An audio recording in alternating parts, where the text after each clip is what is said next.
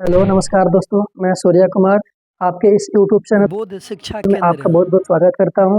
मैं आशा करता हूँ कि आप लोग स्वस्थ होंगे, अच्छे होंगे। चलिए हम आज का मेरा पहला वीडियो बहुत ही मज़ेदार होने वाला है। हम लोग आज मज़े के साथ पढ़ने वाले हैं। आज क्लास 10th का हम लोग इतिहास पढ़ेंगे, जिसको हम इतिहास की दुनिया कहते हैं, जिससे पहला चैप्टर हम लोग को मिलने वाला है यूरोप में राष्ट्रवाद। यूरोप में राष्ट्रवाद, आप देखिए, बच्चों के दिमाग में आता है कि यूरोप में राष्ट्रवाद, राष्ट्रवाद क्या है? राष्ट्रवाद क्या है? एक बड़ा सा वर्ड हो जाता है, इसमें ज़्यादा कुछ करना नहीं है। राष्ट्रवाद वह भावना है, तो राष्ट्रवाद वह भावना है जो सभी उस देश में रहने वाले सभी लोगों के अंदर जागरूक होती है और उनको यह बताती है कि उनके प्रति देश ही सब चीज़ है, वो उनको देश के लिए कुछ करना चाहिए। ये भावना होती है जो राष्ट्रवाद कहलाती है। यहाँ पर सबसे पहले हम देखते हैं राष्ट्रवाद। तो होता है वह भावना, वह भावना जो वह भावना जो किसी देश के किसी देश के प्रत्येक प्रत्येक प्रत्येक जनता के अंदर अंदर उत्पन्न होती है, उत्पन्न होती है। उस भावना को हम लोग राष्ट्रवाद कहते हैं। अगर उस व्यक्ति का बात किया जाएगा तो वह भावना के अंतर्गत व्यक्ति आएगा, तो उस व्यक्ति को हम राष्ट्रवादी बोलेंगे। हो गया राष्ट्रवादी, ये भावना हो गया। अब हमारे दिमाग में सवाल आता है कि राष्ट्रवाद का पुनर्जागरण, राष्ट्रवाद का उद्भव कब से हुआ, कब माना जाता है? तो 1789। 1789 कहाँ से? क्वेश्चन पूछता है कि राष्ट्रवाद का उद्भव कहाँ से हुआ था और कब हुआ था। राष्ट्रवाद का उद्भव 1789 में कहाँ से हुआ था? फ्रांस की क्रांति, फ्रांस की क्रांति, क्रांति। और फिर आपके दिमाग में सवाल आएगा, क्रांति क्या है? क्रांति का मतलब जब वहाँ की जनता अपने राजा से ना खुश हो, मतलब खुश नहीं हो करके, यानी राजा से जब आक्रोश हो जाती है, राजा जब उनके प्रति गलत व्यवहार करने लगता है, तो जनता क्रोधित होकर के उनके विरुद्ध ही आंदोलन खड़ी कर देती है। इस घटना को भी हम क्रांति बोल सकते हैं। लेकिन फ्रांस में एक क्रांति हुई थी। जो राजा थे, राजा का नाम था लुई 16वां। राजा कौन थे? फ्रांस का एक राजा थे जिसका नाम था लुई 16वां। फ्रांस का शासक, शासक बोल देंगे हम, शासक जिसका नाम था लुई 16वां। लुई 16वां यह एक निरंकुश शासक था। वह जनता से कुछ नहीं चाहता, मतलब जनता को अपने नीचे दबा कर रखना चाहता था। और वह हमेशा यही कहता था कि मेरे द्वारा जो भी बात कही गई है, देखिए, एक क्वेश्चन आपसे पूछा जाएगा, ऑब्जेक्टिव में पूछ सकता है कि लुई 16वां का कथन किया था, कथन कथन क्या था कि मेरे द्वारा कहे गए कहे गए सभी सभी बातें कानून है, कानून है। यह हमेशा बोला करता था लुई 16वां, मैं ही मैं ही राजा हूँ, यानी I am the state, I am the state. यानी लुई 16वां हमेशा अपने कथन में ये बोला करता था कि मैं ही राज्य हूँ, मैं जो कहूँगा वही देश के लिए कानून होगा, वही देश उस कानून को मानेगा और पूरे देश में वो कानून लागू होगी। लेकिन लेकिन जनता इनसे नाखुश हो गई थी, क्योंकि पूरे फ्रांस की जनता को 3 भागों में बांट दिया गया था। फ्रांस की जनता को फ्रांस की फ्रांस की जनता, यानी यहाँ पर हम लिख सकते हैं पूरे फ्रांस की जनता को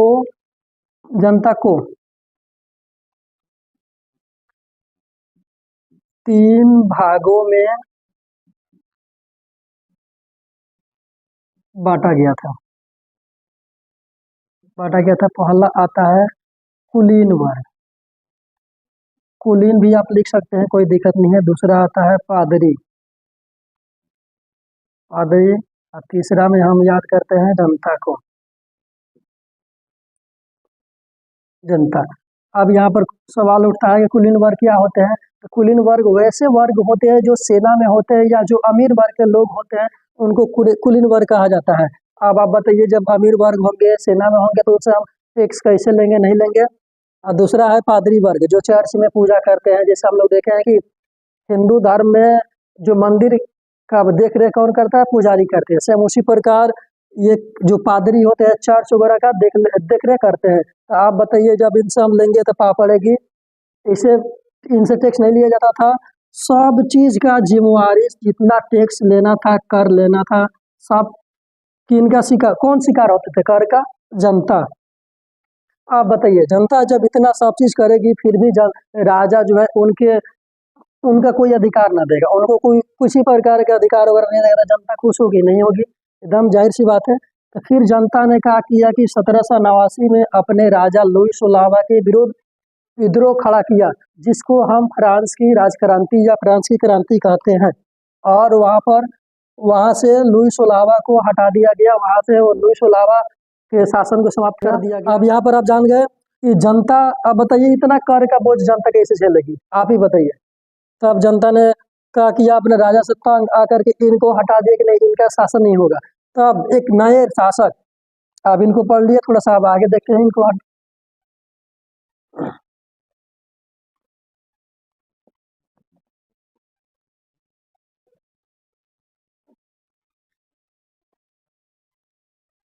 अब आपके अंदर सवाल आता है कि फ्रांस की क्रांति जो हुई उसमें सबसे बड़ा योगदान किनका था। देखिए, याद रखिएगा, नेपोलियन का। नेपोलियन। लुई सोलावा के बाद एक नया शासक एक आता है, नया शासक रोल मॉडल है ना, बहुत एकदम भगवान के जैसा आता है। नेपोलियन आता है, वो लोगों को अलग अलग प्रकार से भावना देता है, उनको अलग अलग तरीका तौर तरीका बताता है। उसके बाद जनता इनके मोहित हो जाती है, इनके मोह माया में पा जाती है, और आगे चलने के बाद ये भी जनता को इस्तेमाल यानी उनका प्रयोग करना शुरू कर देता है, और जनता इनसे भी तंग आ जाती है। क्योंकि आपको मालूम है, इस धरती पर किसी एक व्यक्ति का नहीं चला है, जो भी आया है कुछ समय के बाद उनको हटना पड़ा है, फिर से नया व्यक्ति आया है, या नए फिर शासक, राजा, जो भी प्रधानमंत्री वगैरह जो भी होते हैं, सब चीज आते हैं नए नए, ये आता है। तो फिर इनका 1815 में इनका भी पतन हो जाता है, खात्मा हो जाता है। क्योंकि नेपोलियन था, ये आया, जनता को कहा कि हम आपके कुछ अधिकारों को देंगे, लेकिन आया तो इन्होंने भी राजतंत्र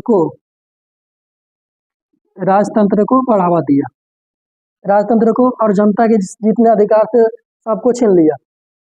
फिर जनता का कि इनसे नाखुश होकर के इनको भी अपने राजा मानने से इनकार कर दिया। तब फिर अगले इनके पतन के बाद आप देखिए 1815 में एक सम्मेलन होता है, कहाँ पे, ऑस्ट्रिया की राजधानी, ऑस्ट्रिया की राजधानी वियना में एक सम्मेलन होता है, जिसको हम क्या बोलते हैं, वियना सम्मेलन। क्या, वियना सम्मेलन। अब आप दिमाग में रखिएगा कि वियना सम्मेलन को वियना कांग्रेस भी बोल सकते हैं, वियना कांग्रेस, क्योंकि ऑस्ट्रिया की राजधानी वियना में हुआ था, इसी कारण से इस सम्मेलन को वियना सम्मेलन का नाम दिया गया। इस सम्मेलन में कौन कौन देश भाग लिए थे, तो पहला था ब्रिटेन, दूसरा रूस, तीसरा था प्रसा, चौथा जिसमें हुआ था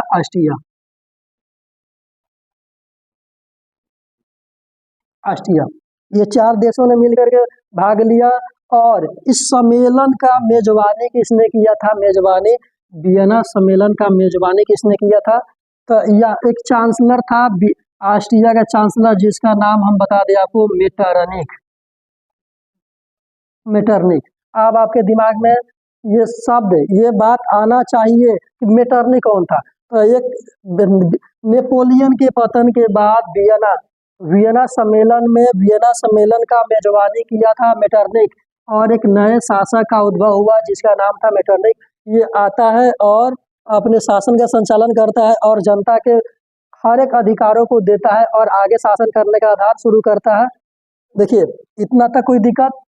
ये भी आपका देख लिए राष्ट्रवाद, ये भावना। देखो एक चीज राष्ट्रवाद फिर से आपको बता दें, राष्ट्रवाद अगर जैसे मान लो कि आप भारत में रहते हैं तो भारत के प्रति आपके अंदर कोई भावना आती है कि नहीं हमको देश के लिए कुछ करना है, देश के लिए मर मिट जाना है, ये जो भावना आपके अंदर आती है तो आप वह भावना क्या होगी, राष्ट्रवाद की भावना होगी। लेकिन आपके अंदर आई है तो आप राष्ट्रवादी हो जाएंगे क्योंकि आप राष्ट्र के विकास के बारे में सोच रहे हैं, राष्ट्र के बारे में कुछ सोचे हैं। ये हो गया यहाँ तक। फिर राष्ट्रवाद का उद्भव कहाँ से हुआ था, 1789 में फ्रांस की क्रांति से। राष्ट्रवाद सबसे पहले कहाँ उद्भव हुआ था, 1789 में फ्रांस की क्रांति से शुरू हुआ। फ्रांस देश में शुरू हुआ और पूरे यूरोप में फैल गया ये क्रांति, जिसको आज हम फ्रांस की क्रांति कहते हैं। और अलग अलग देशों में अलग अलग समय से क्रांति हुई थी और वहां पर अलग अलग राष्ट्रवादी भावना उत्पन्न हुआ। हो गया यहाँ तक कोई दिक्कत। चलिए आज के लिए इतना ही, आगे जो हम पढ़ेंगे अच्छे से पढ़ेंगे नेक्स्ट वीडियो में। आज के लिए इतना ही, धन्यवाद। आप जो आपके दिमाग में समस्या, जो भी सवाल उठता है कि सर ऐसे ये कहाँ से आया, ये कैसे आया, आप उसको कमेंट में बता सकते हैं, हम उसके लिए वीडियो बना देंगे, उसके आंसर हम आपको दे देंगे। ओके आज के लिए धन्यवाद।